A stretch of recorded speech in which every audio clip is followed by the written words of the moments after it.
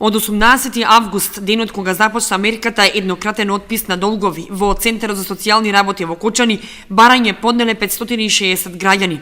Од Центарот велат дека има поднесено барања за отпис на долгови со ниски суми, но и доста високи, но дека во тоа не навлегува Центарот. Од и таму само се поднесуваат барањата, а дали истите ќе бидат прифатени или не, одлучува Министерството за финансии.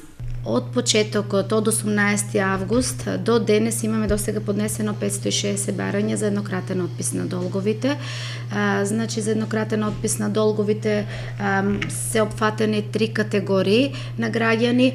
Во законот, значи, корисниците на социјална и постојана парична помош, невработените лица, активни баратери на работа во текот на 2013 година и лицата кои што претрпеле, се нашле во одреден социјален ризик, односно претрпеле смрт во семејството, потешка болест или инвалидитет, сето тоа во периодот од 1.1.2009 до 31.12.2013 година. Поднесените барања ги поднасаме до Министерството, потоа Министерството за финансии има формирана комисија и на ниво на влада имаат таа комисија ќе ги разгледува и благовремено ќе добијат граѓаните известување дали им е прифатено или одбиено барањето.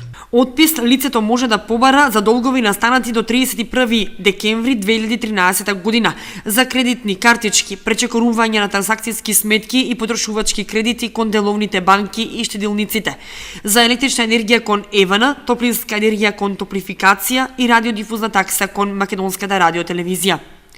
За поднесување барање во Центарот, барателот треба со себе да носи копија од лична карта, ако е во брак, и лична карта на брачниот другар, извод од матична книга на венчани, писмена согласност од лицето и од брачниот другар за обезбедување податоци за статусот и долг од надлежните институции и доверителите.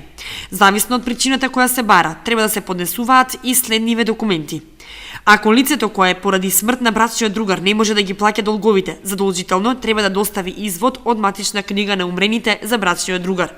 Ако лицето има потешко заболување, задолжително треба да остави медицинска документација од која може да се утврди диагнозата. Ако долгот е за искористена електрична или топлинска енергија, задолжително треба да се достави копија од последната сметка, потсетуваат од Центарот.